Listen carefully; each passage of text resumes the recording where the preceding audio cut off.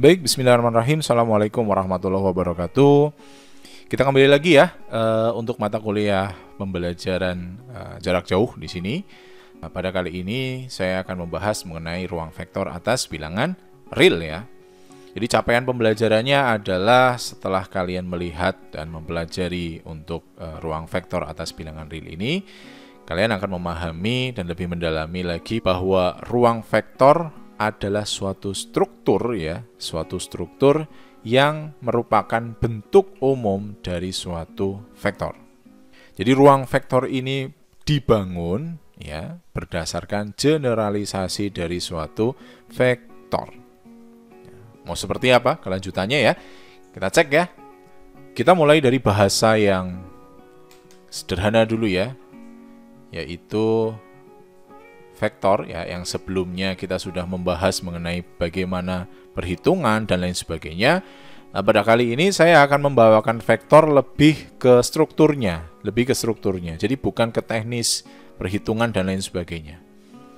Misalkan suatu himpunan V ya, kita namakan suatu vektor ya, tapi vektor atas bilangan real saja dulu, di mana V ini bentuknya adalah A1, A2 sampai dengan AN ya. Ini saya buat seperti ini dulu, dengan A1, A2 sampai dengan AN, itu elemen bilangan real ya. Maka ini dinamakan sebagai vektor atas bilangan real, karena elemennya adalah bilangan real. Gitu ya. Dan dimensinya apa? Dimensinya N ya. Bolehlah kita tuliskan N, boleh tidak. Karena ini saya buat sebagai secara umum ya, maka saya tidak perlu kasih R-nya ya. Kemudian setelah saya punya suatu himpunan ya, saya akan mencoba bagaimana sih isi dari himpunan ini. Saya contohkan gini. Saya ambil A, B, dan C ya, elemen dari V. Jadi saya akan mengambil tiga buah elemen, yang dimana nanti isinya, A itu isinya adalah berarti A1, A2 sampai dengan AN ya. Lalu B juga, maka nanti hasilnya adalah B1, B2 sampai BN ya. Demikian pula yang C ya. Yang C nanti juga disebut sebagai C1, C2 sampai dengan CN. Ingat, karena A, B, C ini adalah elemen dari V, maka nanti A1, A2, B1, B2, dan seterusnya itu merupakan elemen bilangan real ya. Karena kita mengambilnya dari induk sini. Kalau induknya sudah real, berarti elemen-elemennya pasti ngikut ya. Nah, oke. Nah, di sini proses generalisasinya ya. Jadi kalau misalkan kita mempunyai suatu himpunan saja, contoh, saya punya bilangan bulat. Bilangan bulat itu bilangan 1, 2, 3, 4, min 1, min 2 ya. Lalu kita kumpulkan jadi satu, dan kita tidak interaksikan antar elemennya, itu tidak menarik. Ya, itu tidak menarik, menjadi suatu pembahasan yang kurang menarik. Akan tetapi coba, kalau kita punya suatu himpunan, kita kumpulkan ya elemen-elemen menjadi suatu himpunan, kemudian kita interaksikan, ada interaksi antar elemennya. Contoh, kalau saya punya 1 ketemu 2, hasilnya apa? Nah, saya pakai istilahnya 1 bertemu dengan 2. 5 bertemu dengan 10. Jadinya apa? Nah, paham ya? Paham? Oke. Jadi kita berpikirnya adalah ada interaksi dulu. Dan istilah interaksi ini yang kita pahami dalam bahasa sehari-hari namanya apa? Operasi. Betul. Jadi kalau ada operasi penjumlahan, pengurangan, perkalian, pembagian, modulo, dan lain sebagainya. Nah, itu adalah interaksi antar elemennya. Demikian pula vektor. Vektor juga ada kan? Vektor ada. Nah, yang paling umum apa?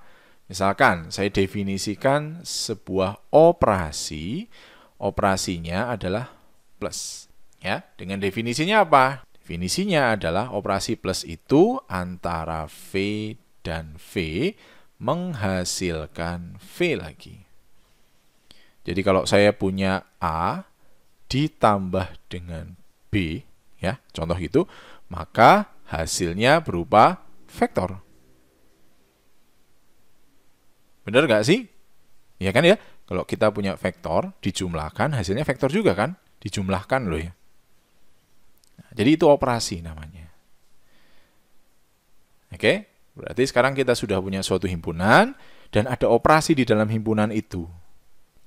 Dan selanjutnya, setelah kita punya operasi, ternyata ada beberapa sifat yang pasti berlaku di dalam himpunan dan operasi tersebut. Ya, ada beberapa sifat. Dan sifat itu kita sebut sebagai aksioma. Ya, contoh ya. Kita contoh. Kita tuliskan di sini ada aksioma vektor ya. Aksioma vektor ya. Yang pertama adalah ketika saya punya A ditambah dengan B, maka hasilnya pasti vektor. Oh, ini kalau mau lebih lengkap adalah aksioma vektor V ya, terhadap operasi penjumlahan ya. Saya tambahkan di sini saja.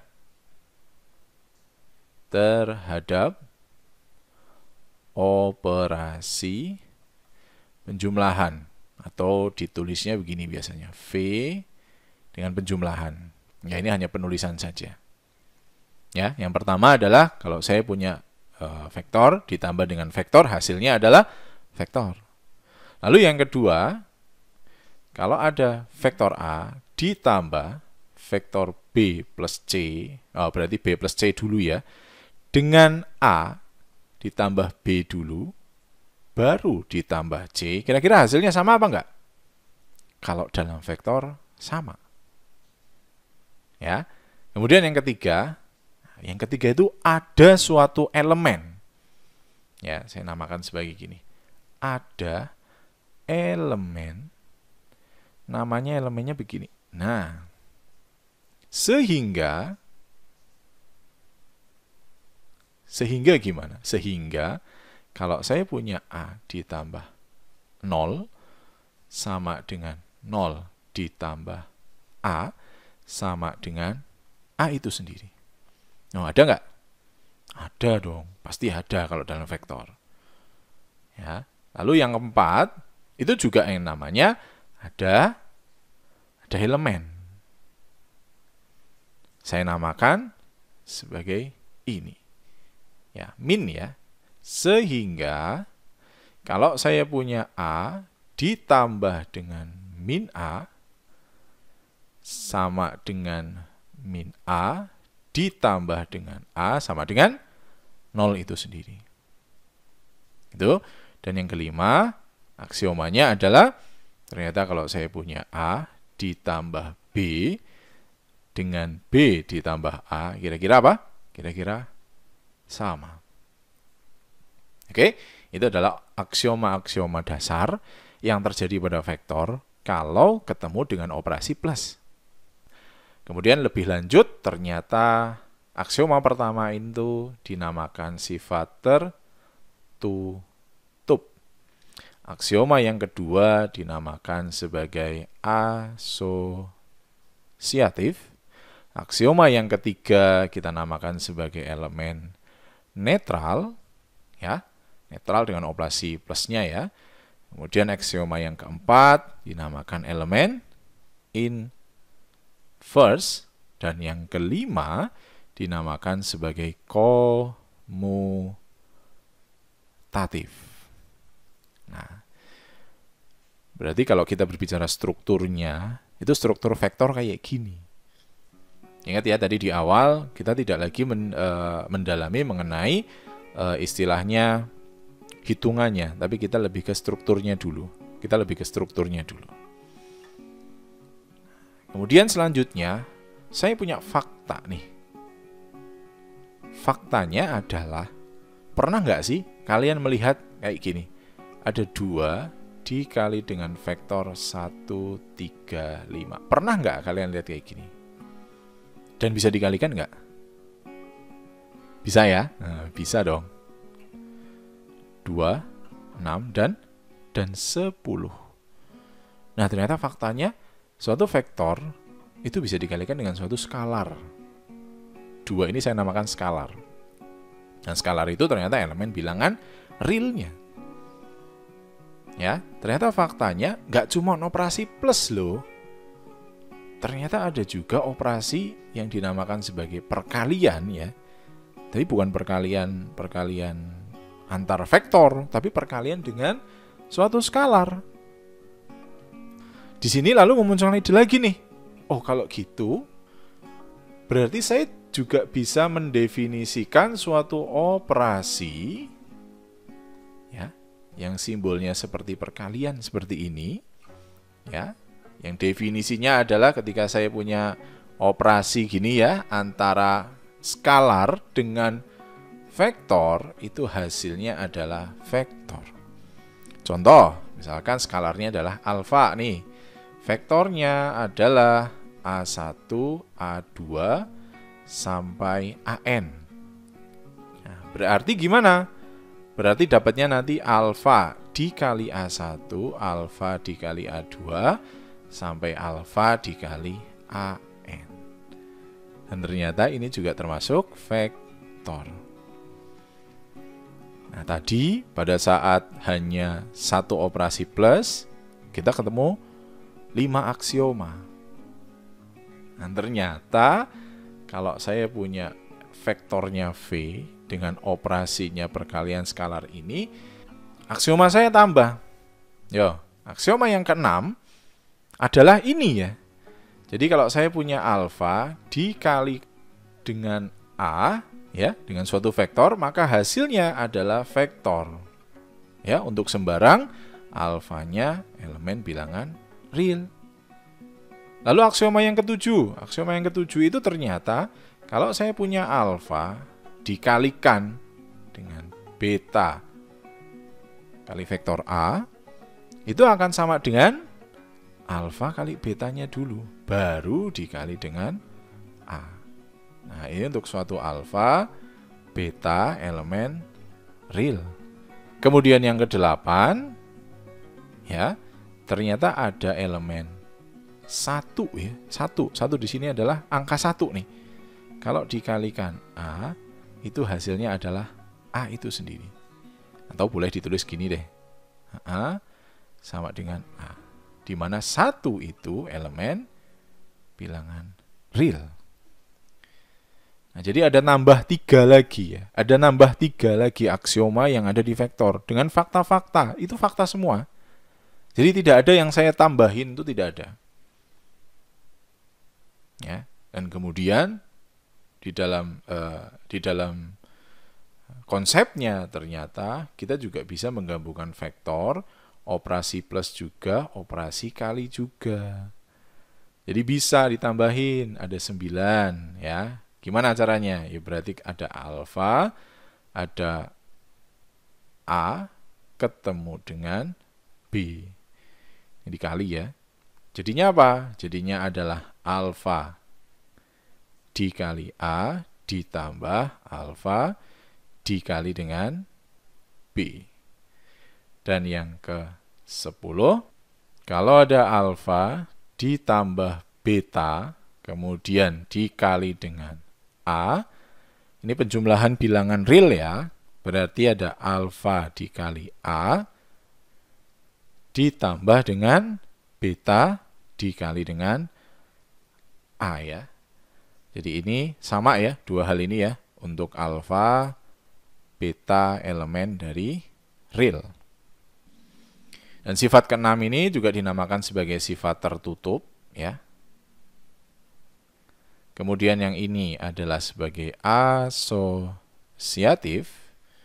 dan yang ini sebagai elemen netral ya. Nah, kemudian yang kedua hal ini kita namakan sebagai sifat distributif.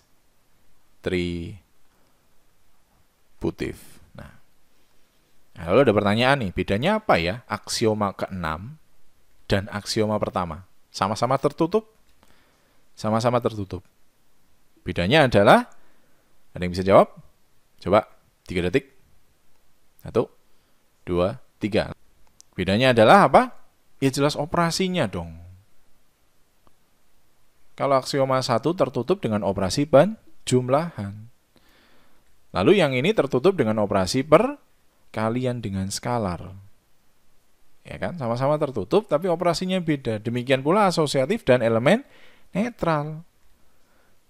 Dia juga punya. Nah, gitu ya. Oke. Dan yang terakhir adalah elemen distributif.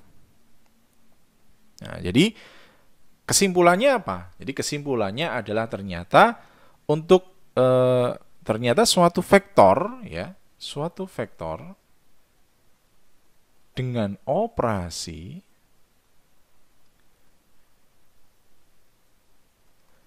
ya, kita namakan sebagai plus dan operasi perkalian ya. Ini operasinya perlu dibedakan. Ini adalah operasi antar vektor. Kemudian yang ini adalah operasi vektor dengan apa? Skalar. Gitu ya. Ada vektor dengan dua operasi ini atau kita sebut sebagai V, ada plus, ada kali. Ya, di sini ternyata memenuhi ada 10 aksioma. 10 aksiomanya itu tadi. Ya. Dan karena ini memenuhi 10 aksioma, berarti kalau saya mengganti V-nya menjadi sesuatu himpunan lain,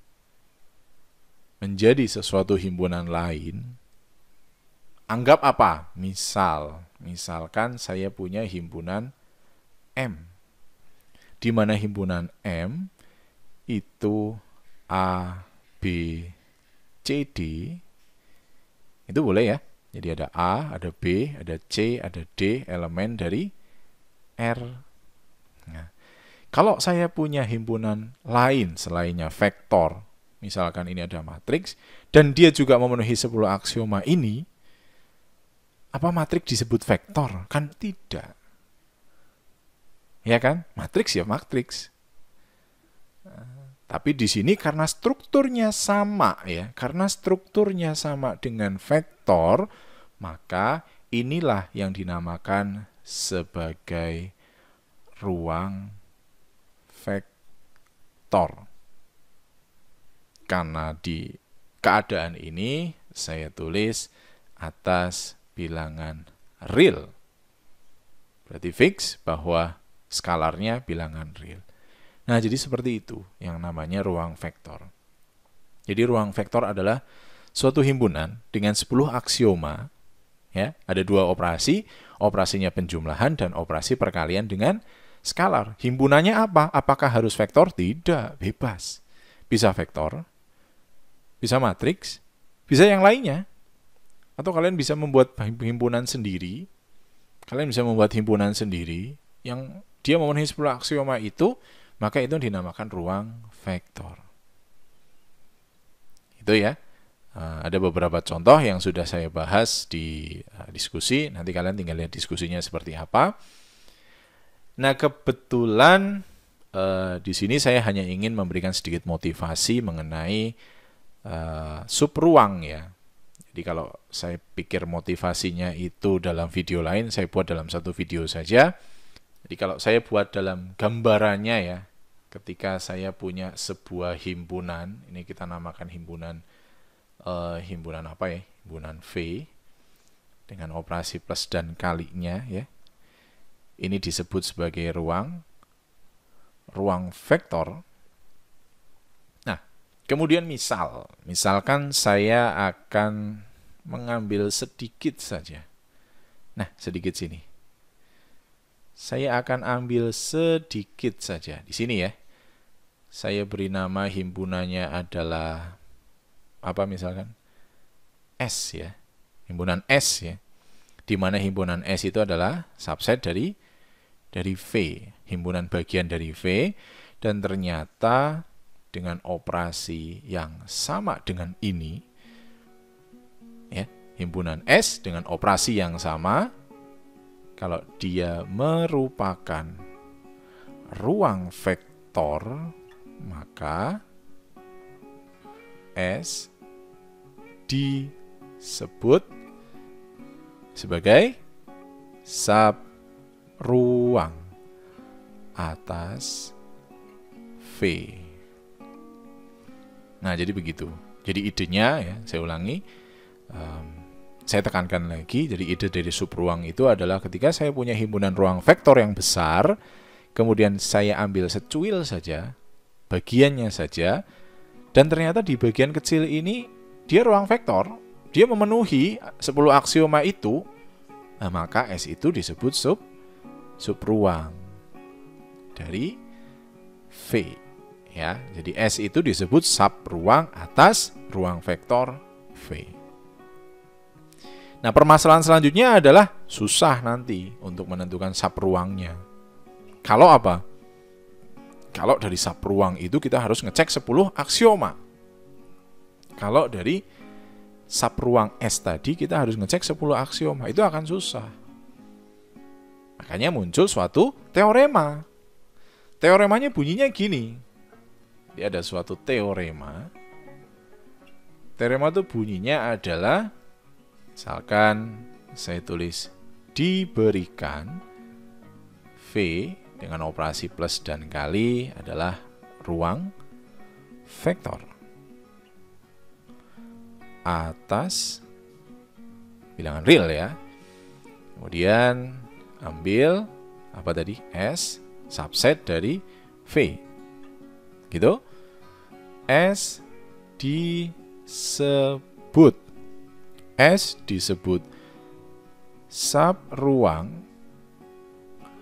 atas V, ya, jika hanya jika yang pertama, A plus B elemen dari S. Untuk setiap A, B elemen S. Lalu yang kedua, alfa kali A itu elemen S. Untuk setiap A elemen dari S dan alfa elemen dari R. Nah, ini saja. Nah, ada beberapa buku yang mengatakan bahwa S disebut subruang dari V, ya. Jadi atas V juga bisa, tapi saya cenderung pakai kata dari saja, ya. Karena atas itu sudah dipakai ini ternyata, ya. Saya tadi salah, ya. Berarti ini adalah motivasi dan motivasi mengenai ruang vektor dan subruang vektor. Dan untuk latihan dan lain sebagainya sudah disediakan di LMS, silahkan aktif di LMS. Mungkin itu saja dari saya. Saya tutup. Assalamualaikum warahmatullahi wabarakatuh.